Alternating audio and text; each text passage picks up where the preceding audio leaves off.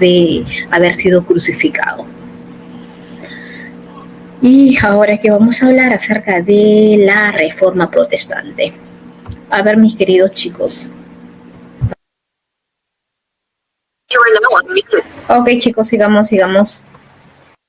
¿Ya regresaron todos? Sí, ¿verdad? Ya, ok. A ver, tenemos la Reforma Protestante del siglo XVI al siglo XVII. A ver, veamos. En esta reforma protestante nos dice, a ver, fue un movimiento de renovación religiosa que buscó corregir la corrupción de la Iglesia. Justo aquí tienes a Martín Lutero, que ha colocado sus 95 tesis en la Catedral de Wittenberg. Surgió en Alemania en el siglo XVI. ¿Cuáles son las causas de esta reforma protestante?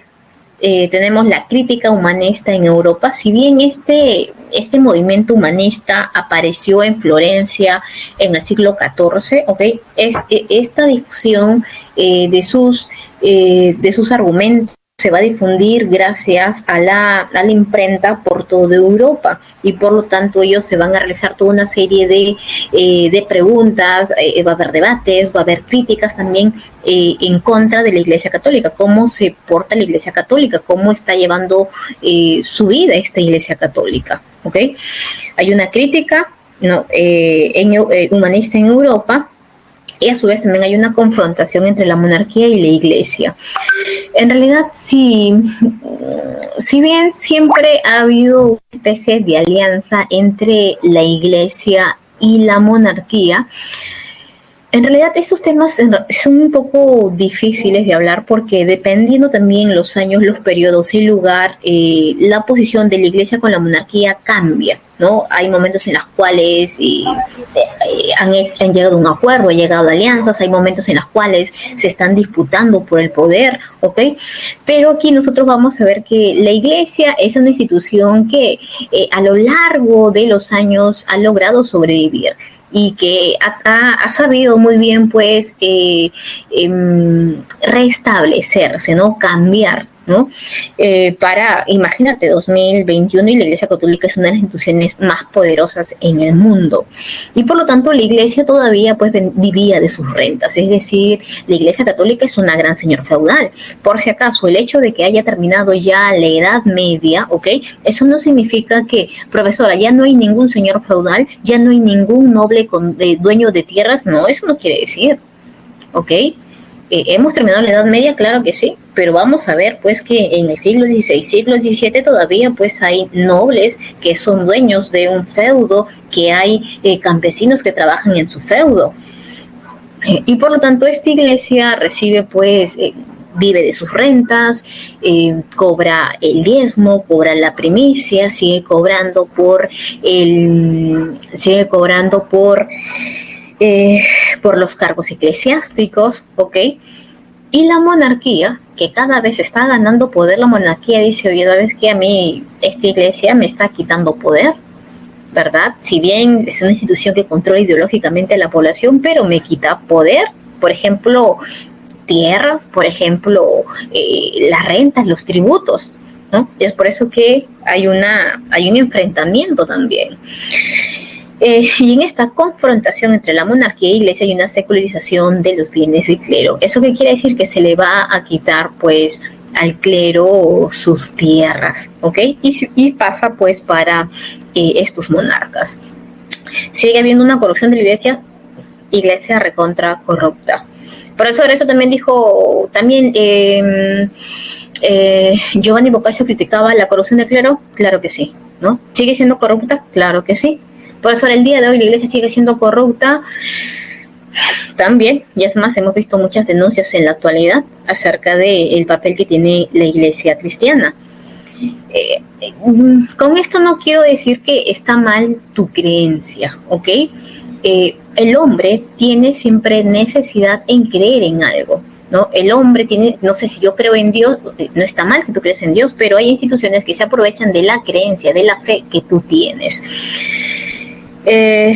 ¿Y por qué decía, pues, no, que la iglesia era corrupta? Porque tenía excesivas riquezas, ¿no? Las rentas eclesiásticas eran muy buenas para la iglesia, se enriquecía la iglesia y es por eso que la iglesia era corrupta. ¿Y por qué? ¿Y por qué la población sigue creyendo, profesora? ¿Por qué la población sigue entregando, pues, no parte de sus tierras? ¿Porque sigue yendo a la iglesia, sus ofrendas, su diezmo? ¿Por qué? Porque dice que en esa época, ¿ok? Dice que un grupo de sabios más o menos había sacado pues ya la edad de la tierra y por lo tanto habían establecido que pronto llegaría el fin del mundo. Y por lo tanto, cuando la gente escucha fin del mundo, la gente dice, fin del mundo, eso significa que me voy a morir y que después viene el juicio de Dios. Y si yo me he portado mal, ¿a dónde me voy a ir? Al infierno, ¿verdad? Y lo que dice la religión cristiana es que si yo me he portado mal, yo me voy al infierno. No es que simplemente yo muere, me voy al infierno y ahí quedo todo, sino que significa que voy a ir a un lugar donde voy a sufrir por toda la eternidad. Y no. Así que si la iglesia me pide más y me dice que yo voy a ser salvo, yo le voy a dar todo lo que pide la iglesia. ¿No? De esa manera te controla la iglesia. ¿Y ha habido otros personajes que han criticado a la iglesia católica? Claro que sí. Mira, ahí tenemos a dos. La crítica de John Wycliffe en Inglaterra y de Juan Hus en Bohemia.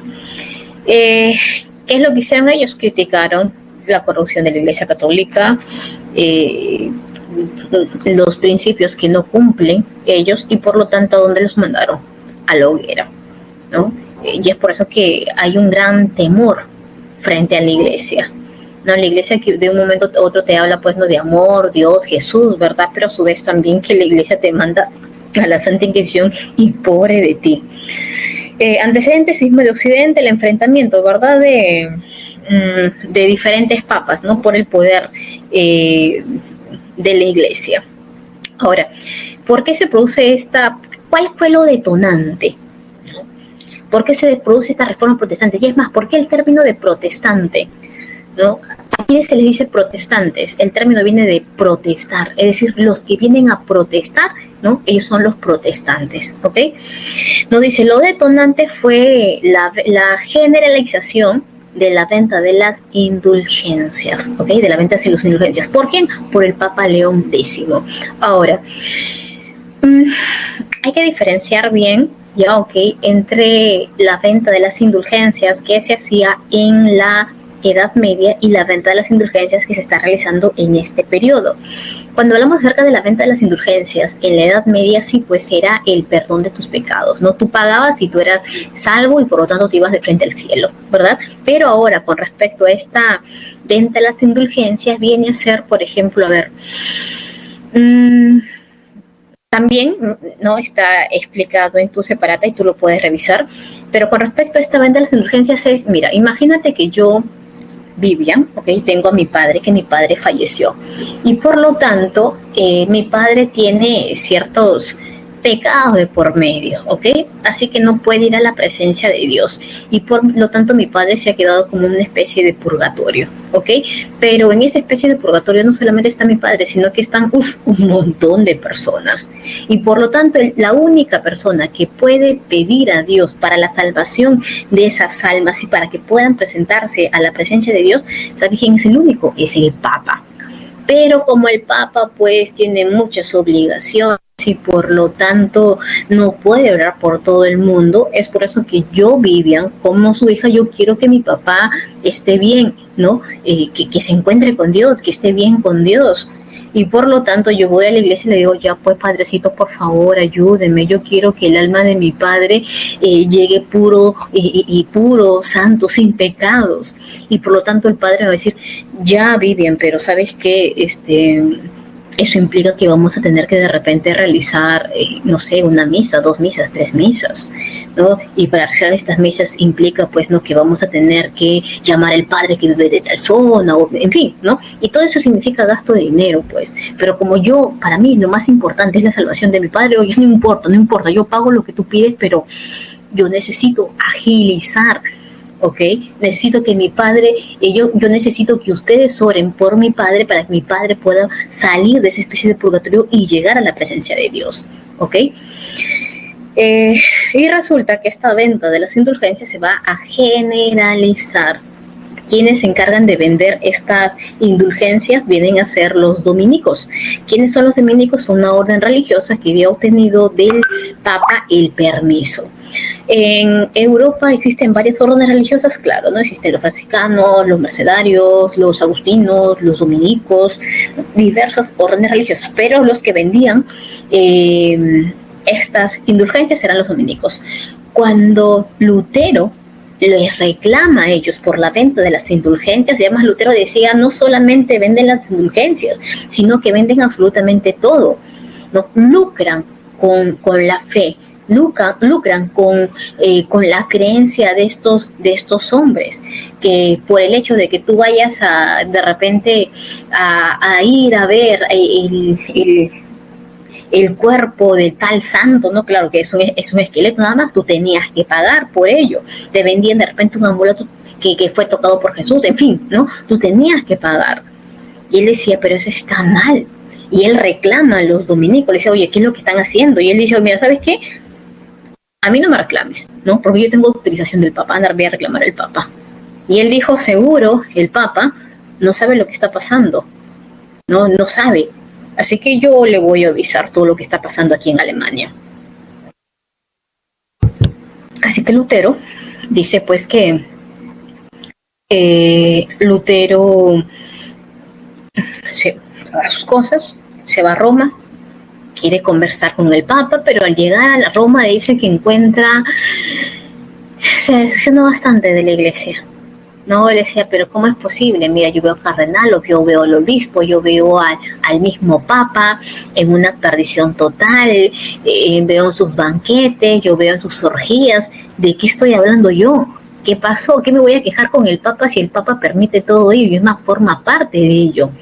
Así que Lutero se regresó a Alemania, escribió sus 95 tesis y las va a colocar en la Catedral de Wittenberg. Y por lo tanto, pues se inicia toda una serie de debates, una serie de críticas, unas a favor, unas en contra, pero ¿sabes qué? Estas 95 tesis no solamente es debatido pues por los teólogos, por los filósofos. Lutero también, ¿no? Si bien él es un agustino y pertenece a una familia de bajos recursos económicos, Lutero pues ha estudiado también teología, ¿ok? Él es un fiel creyente, pero a su vez también se da cuenta que dice, oye, mira, dentro de la Iglesia Católica yo lo que estoy observando es también la venta de cargos eclesiásticos. Yo estoy observando a otras personas que sin una preparación de por medio no han estudiado o filosofía, o no han estudiado teología, no se han preparado en la palabra de Dios, y como ellos tienen dinero, lo que han hecho solamente es comprar los cargos eclesiásticos y tienen una gran posición dentro de la misma Iglesia Católica, y es más, ni siquiera es que ellos son creyentes, pero yo que me esfuerzo, yo que soy un fiel creyente de Dios y como no tengo dinero soy un simple sacerdote, ¿no? Mira, o sea, ¿qué es lo que está pasando aquí en la iglesia?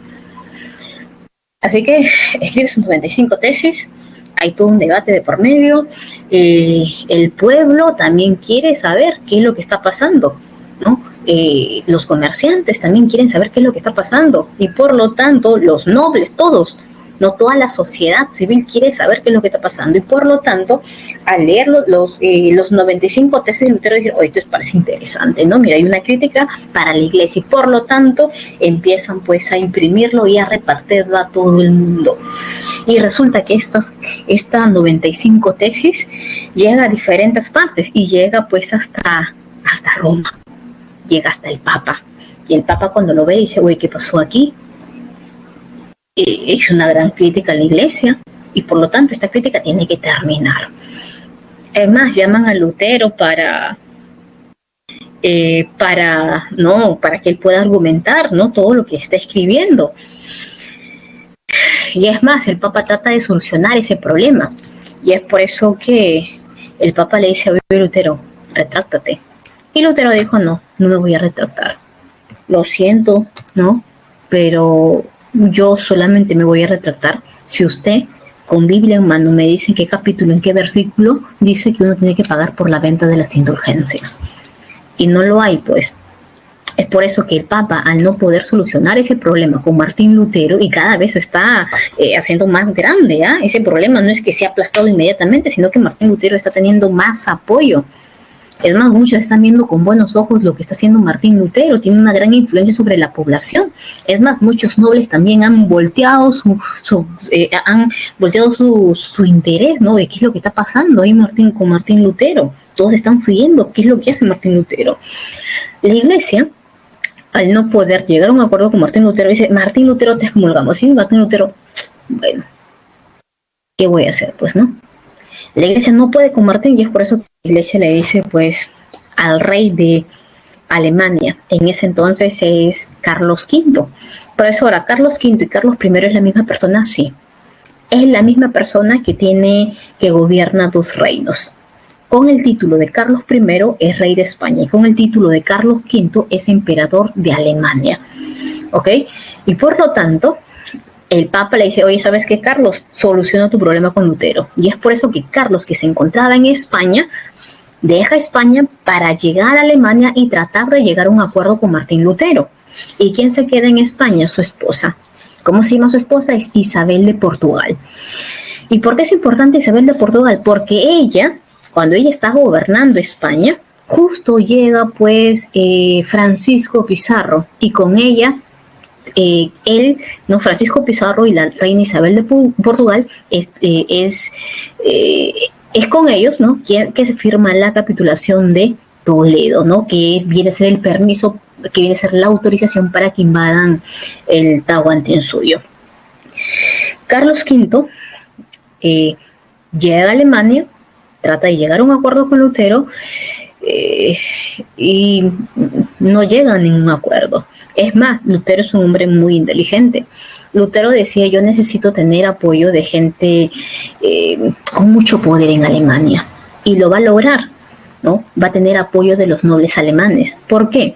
Porque él va a sostener que la Iglesia es corrupta porque la Iglesia tiene muchos privilegios, tiene mucha riqueza. Y para que la Iglesia deje de ser corrupta, eso implica que la Iglesia no tiene que tener riqueza. Hay que quitarle la riqueza a la Iglesia y entregársela a los verdaderos dueños. ¿Y quiénes son esos dueños? Los nobles, los príncipes alemanes. Y los príncipes que decían: Lutero, yo estoy de acuerdo con todo lo que tú dices, tú tienes razón.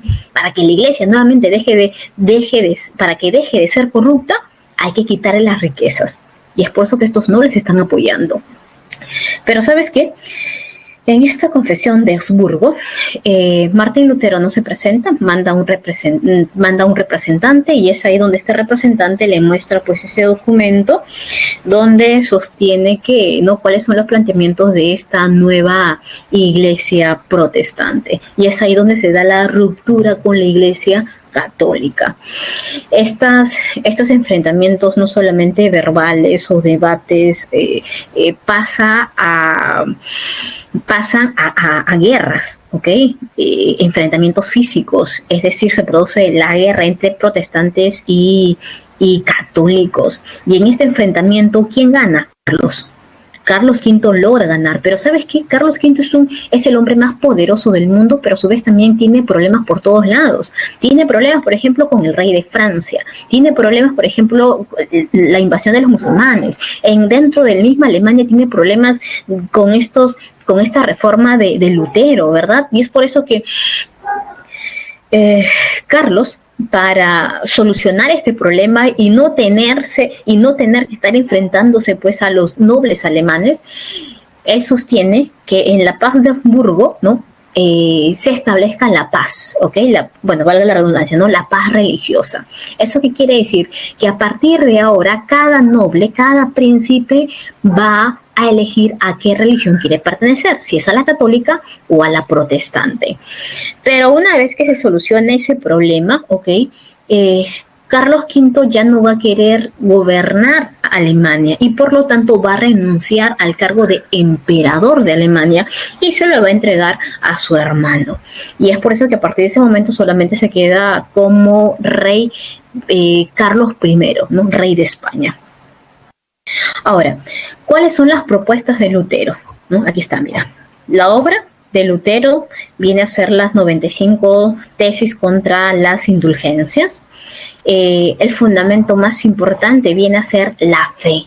La fe. Profesora, ¿qué es la fe? La creencia, pues. ¿En quién? Solamente en Dios. ¿Ok? En Dios. La fe es la única fuente de salvación.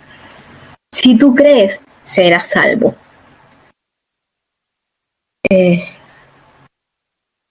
Sao, recién veo tu mensaje. ¿Así? En realidad hay siempre hay diferentes tipos de noticias, ¿no? Diferentes tipos de noticias, así que es difícil creer eso, ¿no? La fe como única fuente de salvación, la Biblia. Es más, ¿qué dice la Iglesia Católica? Que la Biblia está en latín y que la Biblia solamente puede ser leída e interpretada por la Iglesia, ¿ok? Y por lo tanto, no cualquiera puede tener la Biblia. Lutero decía, no, pero la Biblia es la palabra de Dios y por lo tanto todos los que creen en Dios y todos los que quieren salvarse tienen que tener la Biblia en su mano para poder leerla. Pero la Iglesia Católica decía no. Y es más, te decía que la única salvación para que tú puedas encontrarte con Dios será a través de la palabra de Dios, ¿verdad? Pero sí está prohibido para ellos. Y por lo tanto, Martín Lutero lo que hizo pues fue traducir la Biblia, ¿ok? Del latín al idioma pues alemán. La Biblia es única fuente de fe. No se admiten jerarquías eclesiásticas, mientras que en la Iglesia Católica hasta el día de hoy tú encuentras pues, al sacerdote, al cardenal, al obispo, ¿verdad? En una iglesia protestante no. En una iglesia protestante tú solamente puedes observar al pastor de ovejas, al líder, ¿ok? De la iglesia. Pero eso implica a que de él dependa tu salvación, porque tú te puedes comunicar con Dios directamente, ¿ok? No hay jerarquías eclesiásticas. Lutero también rechazó el culto a la Virgen, a las imágenes, sosteniendo que eso era pues idolatría. Mientras que la Iglesia Católica dice, no, eso no es idolatría, eso es veneración. Y a su vez también Martín Lutero dice pues nada de Virgen, nada de imágenes, nada de sacramentos, pero sí lo único que se puede tener en cuenta es el bautismo y también la comunión, ¿ok? Son los dos únicos sacramentos que Jesús lo practicó. El resto no tiene nada que ver. Y también él establece la eliminación del celibato sacerdotal. ¿Qué es el celibato? Cuando tú decides ser parte de la Iglesia Católica, ellos te dicen, por si acaso, aquí nosotros hemos rendido un voto a Dios. Eso quiere decir que nada de poder tener alguna relación sentimental con alguna mujer. Es más, vas a ser a partir de ahora puro, casto, ¿ok? Virginal, no vas a conocer a mujer alguna, no vas a tener relaciones con esa mujer, no vas a poder contraer matrimonio, no vas a poder tener hijos, porque toda tu vida le corresponde a Dios.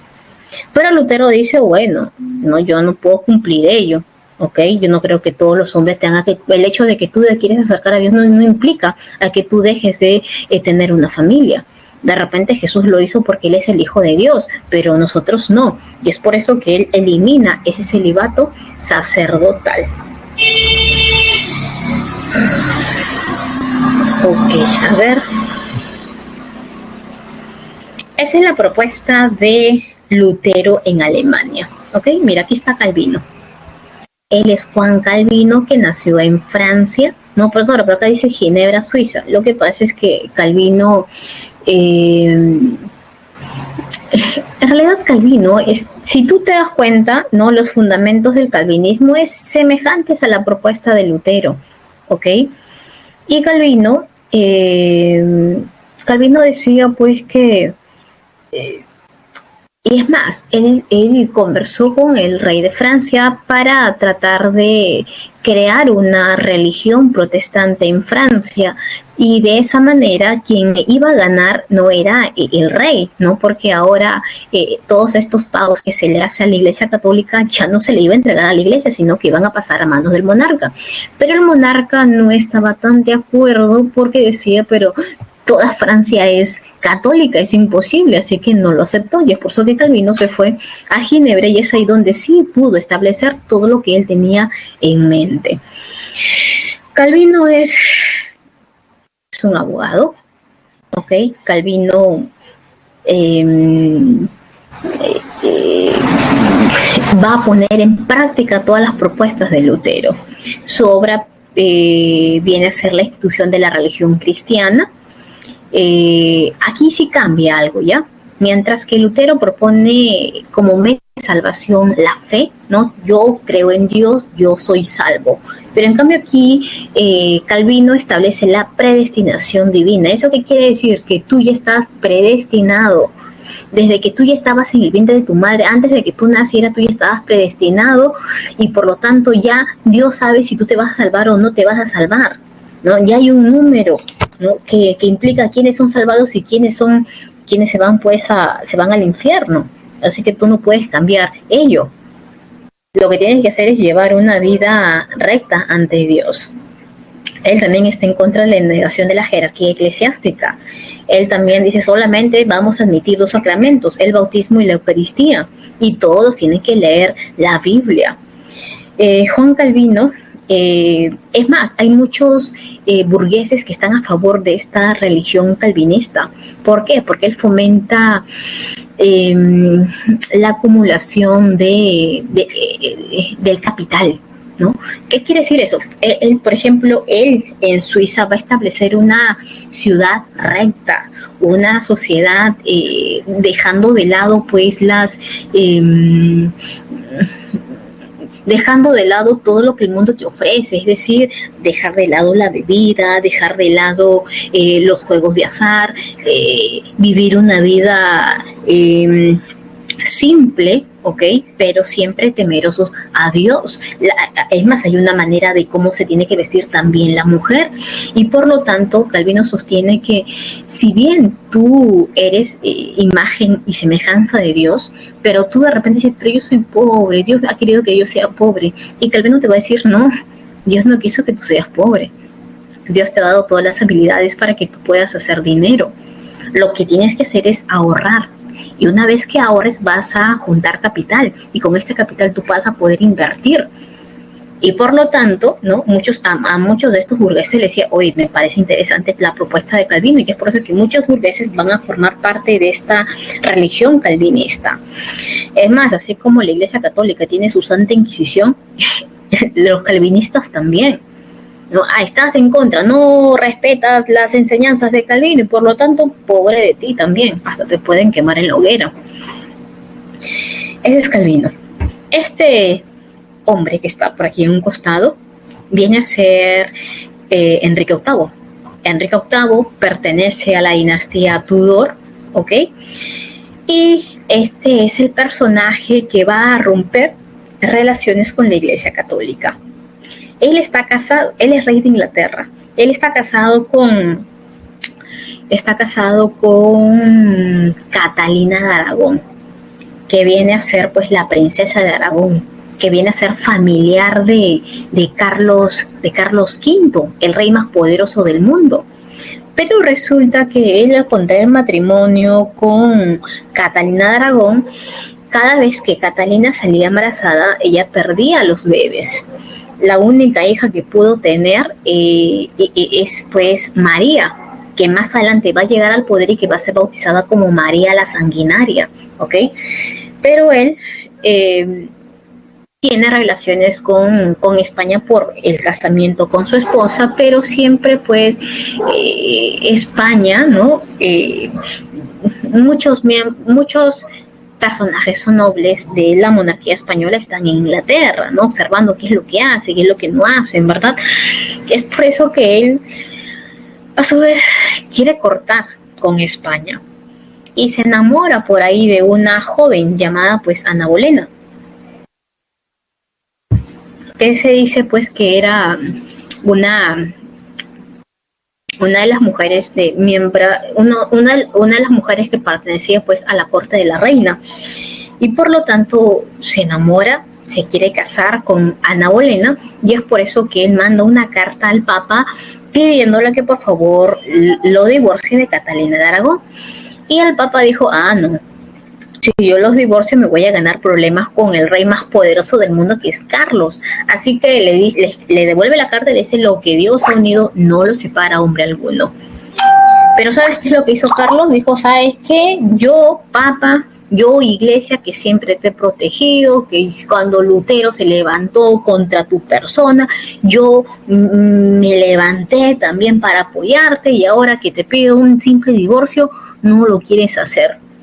Y es por eso que Enrique lo que hace es cortar definitivamente con la Iglesia Católica, ¿ok?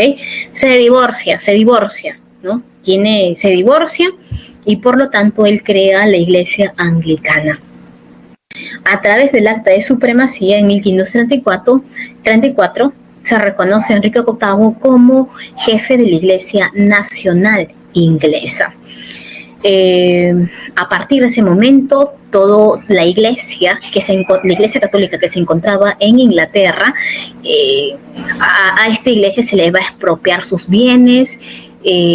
Ahora el diezmo, la primicia o los cargos eclesiásticos que eran vendidos, ya no lo va a poder hacer, porque ahora pues hay una iglesia protestante nacional en Inglaterra. Así que los que se van a ver beneficiados es tanto la monarquía como también pues muchos nobles ingleses. Así que sacaron. Enrique VIII se va a casar, como te comenté, con Ana Bolena.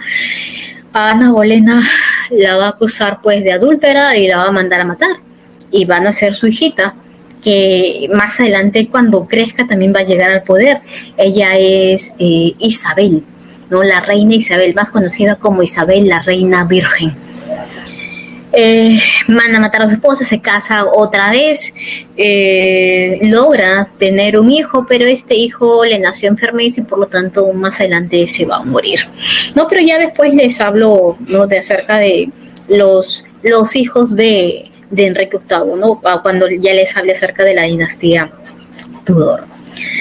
Como consecuencia, ¿ok?, de todas estas reformas protestantes, tanto en Alemania como en Ginebra como en Inglaterra, hay una ruptura de la unidad de la Iglesia Católica. Aparecieron más iglesias. ¿Qué pasó? Algo está fallando dentro de la Iglesia Católica, ¿verdad? Hay una intolerancia religiosa. Es más, en toda Europa aparecen las guerras de religiones, el enfrentamiento entre católicos y protestantes. Y por lo tanto es ahí donde recién la Iglesia, ¿ok?, decide realizar una reorganización interna dentro de la misma iglesia, y a eso se le denomina la Contrarreforma.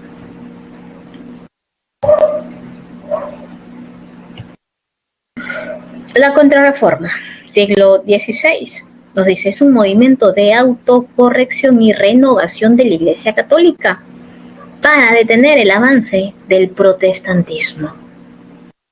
Se desarrolla a final del siglo XVI y fue impulsado por el Papa Paulo III, ¿ok? Papa Paulo III. Y este Papa Paulo III es quien convoca el Concilio de Trento, en la ciudad de Trento, en Italia.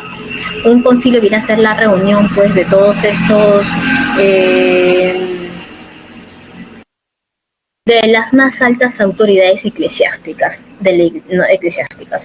El objetivo: una reorganización de la Iglesia, y a su vez también hay el reforzamiento de las bases doctrinarias, ¿ok? Y por lo tanto la máxima autoridad hasta el día de hoy, bueno, para esa época y en la actualidad, ¿verdad?, viene a ser la máxima autoridad de la Iglesia Católica, es el Papa, ¿ok? ¿Qué medidas van a tomar, ¿no? ¿Cuáles son los acuerdos más importantes?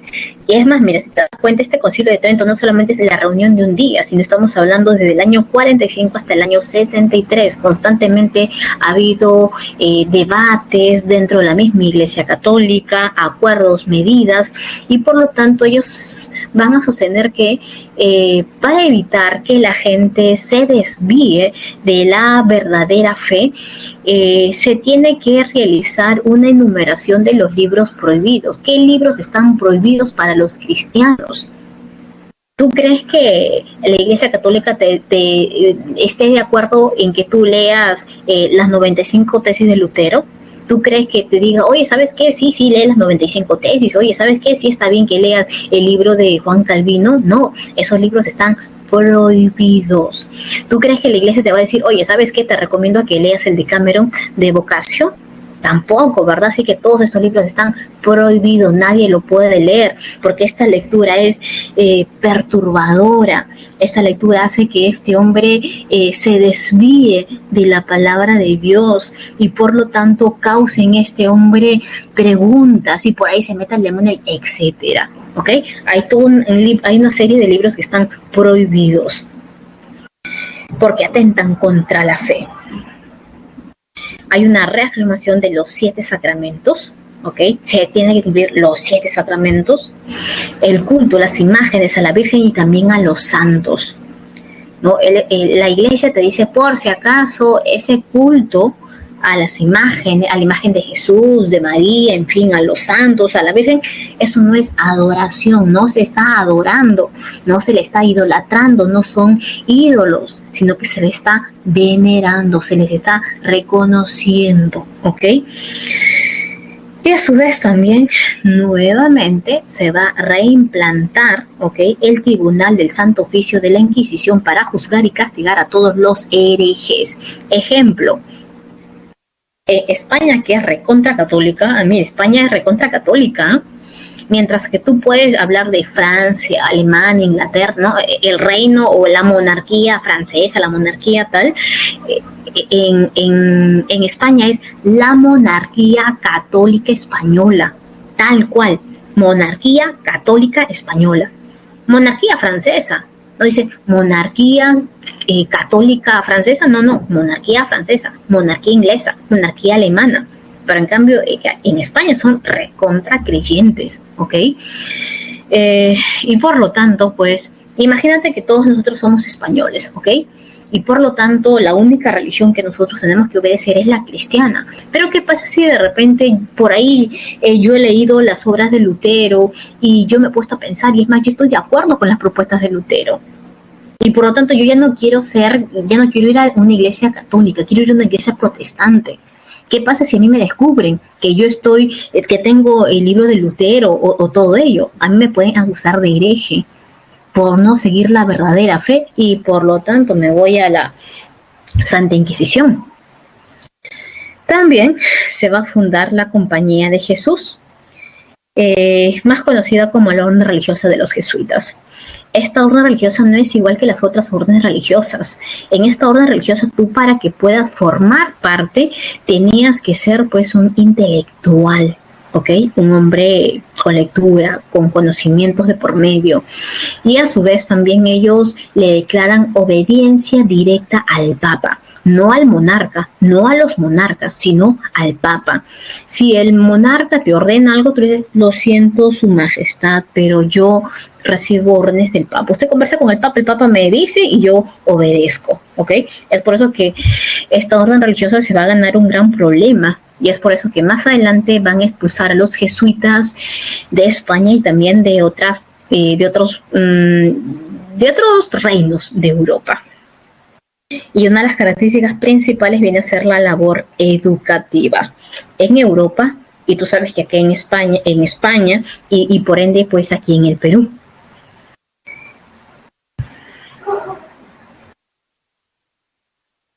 Expansión europea, siglo XV al siglo XVII, ¿no? Europa en el siglo XV. ¿Qué es lo que este hombre decía o qué es lo que concebía con respecto a la forma de la Tierra? ¿Cómo era la forma de la Tierra, chicos? ¿Era triangular, era plana, era cuadrada? ¿Cómo era la Tierra para ellos? Porque yo sé que si en este momento te digo, oye, ¿sabes qué, mi querida Anaís? ¿No? Pleno siglo XXI, ¿qué forma tiene la Tierra? Anaís va a escribir inmediatamente, va a decir, profesora, según las clases de geografía, la Tierra pues tiene forma de esfera, está achatada en los dos polos, ¿no? Y me vas a dar todo tu argumento de por medio. Pero para esa época, siglo XV, profesora, ¿qué años? 1400 pues, 1400 tanto. ¿Cómo era la Tierra para ellos, chicos? ¿Siguen ahí, chicos? ¿Están? ¿Cómo era la Tierra, mi querido Jonathan? Mira, justo tenemos ahí un mapita, vamos a aumentar el tamaño del mapa. Era plana, sí, era plana. ¿Ok? Mira. Para ese entonces, ellos decían, lo único que ellos conocían en el mundo era, ¿no? Ellos decían, lo único que existe en el mundo es Europa, el Asia, y es más, ellos no conocían todo África, solamente conocían el norte de África, ¿ok? Eso era el mundo para ellos. Y ellos decían, y como ellos creían que la tierra era plana, ellos decían, nosotros no podemos ir más, con el barco no podemos irnos hacia Occidente, ¿no? Hacia Occidente no podemos irnos, porque si nosotros nos vamos hacia Occidente, va a llegar un momento en el cual la tierra se va a terminar, de ahí van a salir unos monstruos, van a salir pues monstruos que van a devorar nuestras embarcaciones. Es por eso que yo decía, hacia Occidente yo no voy, no, qué miedo. Es por eso que los países que van a iniciar estas primeras expediciones, ¿no? Profesora, entre España y Portugal, ¿cuál fue el primero? Portugal.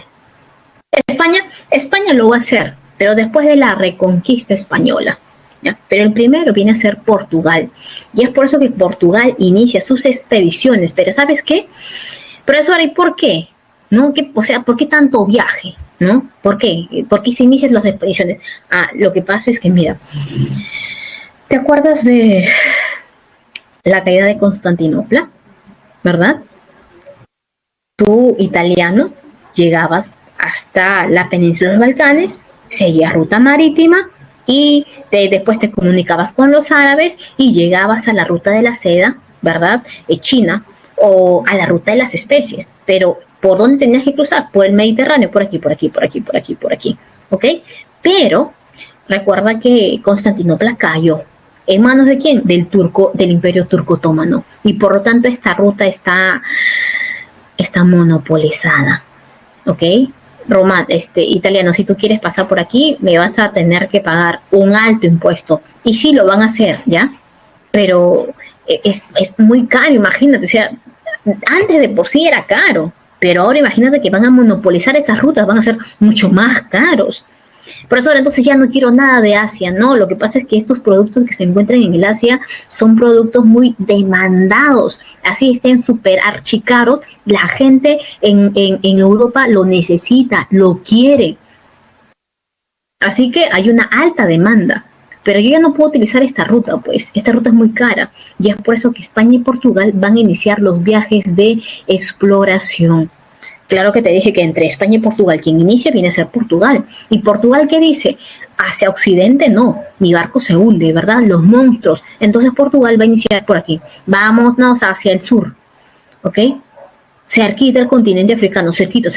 Lejos, no, cerquita, para no perdernos. A ver, nos dice, causas el bloqueo comercial del Mediterráneo Oriental,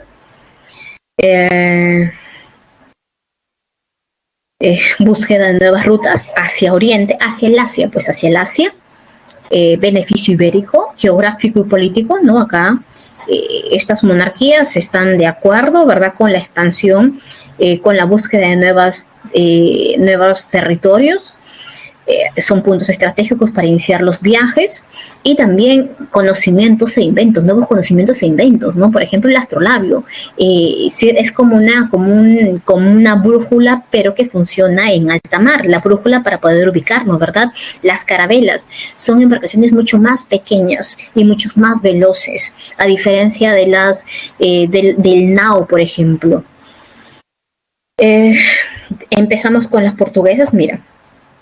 ¿Qué es lo que hace Portugal? Este rey, ¿ok? Enrique el Navegante es quien va a fundar esta escuela náutica de Sagres para 1417, ¿ok? 1417, donde va a traer a los mejores navegantes, ¿ok? Para que todos estos navegantes que ya tienen conocimiento, ¿verdad? La redundancia de la navegación, puedan enseñar a estos navegantes portugueses, ¿no? Cómo ir, cómo leer los portulanos y todo ello. Ellos van a llegar a al continente africano, pero siempre bordeando continente, ¿ok? Bordeando continente. Profesora, yo observo que acá dice 1417 y aquí dice que Bartolomé Díaz llegó en 1488. O sea, desde 1417 hasta 1488 estamos hablando de un aproximado más de 60 años, profesora. ¿Por qué? ¿Que no consiguieron nada o qué pasó? En realidad sí, las primeras expediciones se dan pues en los años 20 para adelante, pero mientras Portugal cada vez llegaba a las costas del continente africano, encontraba pues nuevos productos, ¿ok? Y no solamente productos que comercializaba en Europa, sino que también va a tomar a la población africana como esclavos y va a crecer y se va a producir todo un mercado de esclavos. ¿Qué es lo que van a hacer los portugueses? Sacar a los negros y venderlos como esclavos en toda Europa. Y hay una gran demanda también de esclavos negros. ¿Por qué? Porque debido a la peste negra, lo que pasa en Europa es que hay un descenso de la demografía poblacional, ¿verdad? Y es por eso que se necesita mano de obra. ¿Y quiénes vienen a ser ahora la mano de obra? Esos esclavos. Bartolomé Díaz llega hasta el Cabo de las Tormentas, que es bautizado como el Cabo de la Buena Esperanza. Fue difícil para Bartolomé Díaz llegar hasta esa zona debido a las corrientes que venía tanto del Atlántico, del Índico, del Ártico, que prácticamente arrasaban pues con las embarcaciones y las hacían estrellar en el litoral. Tienes a Vasco da Gama, que llega por fin a la India, y por lo tanto a partir de ese momento Portugal se va a hacer dueño de la ruta de las especies, y Pedro Álvarez de Cabral, que llega pues hasta Calicut, perdón, que llega hasta Brasil. Mira este pequeño mapita, vamos a verlo mejor. Aquí está, mira. Portugal, primer viaje, Bartolomé Díaz. Segundo viaje, Calicut, la India. Tercer viaje, llega hasta Brasil.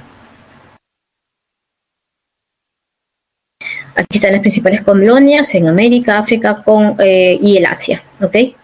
Con respecto a España, si bien este tema de Cristóbal Colón y los viajes lo vamos a ver en Historia del Perú, de todas maneras vamos a hablar grandes rasgos, ¿ok? Los reyes católicos, la reina Isabel de Castilla y Fernando de Aragón, que son primos, ellos contraen matrimonio, por lo tanto los dos reinos, tanto el de Castilla como de Aragón, se juntan. ¿Ok? Hacen fuerza. ¿Para qué? Para acabar pues con el poder de los musulmanes, que tiene su último reducto en Granada. Lo que pasa es que antes en España no hablamos acerca de el país español, no, estábamos hablando acerca de diferentes reinos, el reino de Navarra, el reino de Castilla, el reino de Aragón, ¿ok? Luego que logran derrotar a estos musulmanes, van a contratar a Colón para que pueda realizar sus viajes de exploración, porque Colón decía, la tierra es redonda y nosotros podemos llegar hasta el Asia. Se firma la capitulación de Santa Fe y llega a América en 1492. Aquí está un pequeño mapa donde tú vas a poder observar los viajes de Cristóbal Colón. ¿Dónde está el mapa?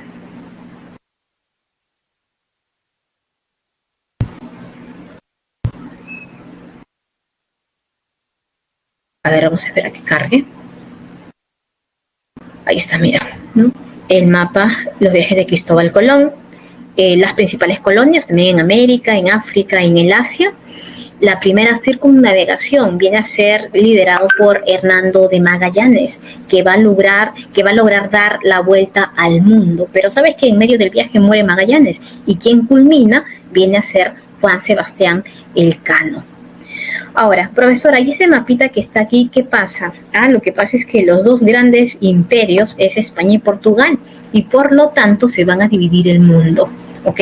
Esta línea viene a ser el famoso Tratado de Tordesillas, que va a firmar España y Portugal, donde se van a dividir el mundo. Es decir, de aquí para allá, esto le pertenece a España, y de aquí para allá, esto le pertenece a Portugal, ¿ok? División del mundo. Ahora, como consecuencia,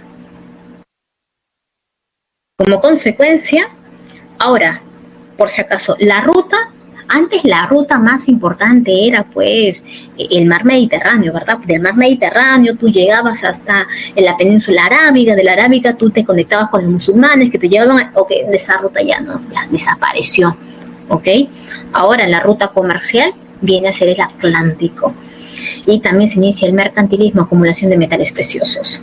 Surgen dos imperios coloniales ultramarinos, ¿ok? Ultramarinos, España y Portugal. ¿Eso qué quiere decir ultramarinos? Que está más allá del mar.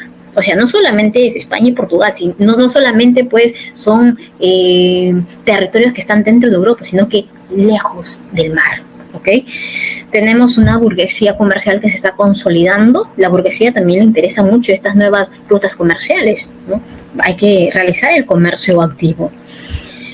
Mezcla de razas, los españoles con los indios, con los negros. Crisis demográfica en América porque estos españoles llegan con sus respectivas enfermedades y causan una gran mortandad. Y culturales, ¿no? Se va a producir una expansión de la civilización europea occidental. Ahora, con respecto a estos estados modernos, estamos hablando del siglo XVI, XVII, XVIII. Estamos hablando de los monarcas absolutistas. Por ejemplo, esta imagen es muy, muy, muy bonita. Esta imagen, ¿quién es este hombre, profesora, que está ahí?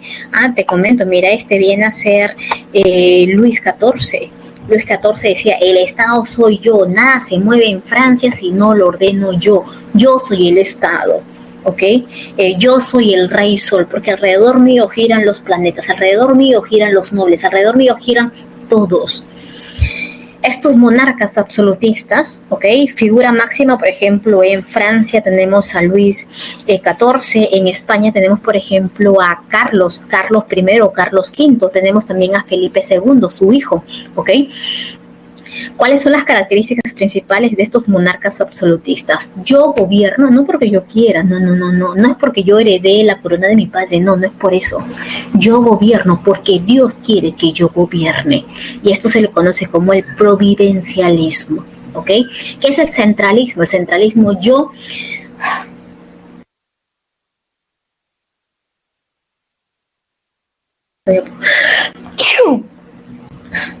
¿qué es el centralismo? El centralismo, ¿no? Yo centralizo todo. Muchas gracias, chicos. Es decir, yo controlo el poder, gracias, yo controlo el poder ejecutivo, legislativo, judicial, ¿no? Yo lo concentro todo el poder. Y por lo tanto, dice también, ¿qué es el regalismo, profesora? El regalismo es yo estoy gobernando porque Dios quiere que yo gobierne, ¿ok? Y por lo tanto, yo someto a la Iglesia Católica. Quien tiene más poder soy yo. La Iglesia no, soy yo. También van a aparecer ejércitos nacionales y va a someter a toda la nobleza. Todo es el poder, como el mismo término dice, ¿no? El poder absoluto del monarca. Aquí nuevamente, a ver, esta es la imagen de Carlos I, rey de España. Y tenemos también, ¿no? Carlos I o Carlos V, ¿verdad? Que conquista a los aztecas, a los incas, tiene problemas con Lutero, y su hijo Felipe II, que derrota pues a los turcos. Monarquía francesa, ahí está Luis XIV, el busto de Luis XIV, el Estado soy yo, que centraliza su poder en su persona, y por lo tanto tiene la ayuda de su ministro de Economía, que viene a ser Colbert, que va a aumentar las rentas y va a proteger su nación. Pero no te preocupes, que nos vamos a explayar más cuando toquemos el siguiente tema en Historia Universal, ¿ok? Y por acá están los teóricos, ¿no? Mira, acá dice, el rey posee origen divino. Y acá Thomas Hobbes dice, ceder la libertad y derechos en manos de un monarca fuerte. Y para finalizar, chicos, acá está línea de tiempo, semana número 8. A ver, chicos, la número 1 es A. Número 2, dado. Número 3, dado. Número 4, dado. Y número 5, beso. Ok. A ver, antes de retirarnos, vamos a realizar nuestra encuesta. Recuerda que nos estamos viendo el día martes. Ok, nos vemos el día martes. ¿Qué tal su día domingo, chicos? A estudiar, ¿verdad? Estudiar, porque ahora todo el domingo hemos estado estudiando, pues sí. Yo el domingo trabajando, imagínense. Gracias chicos, hasta luego, hasta luego.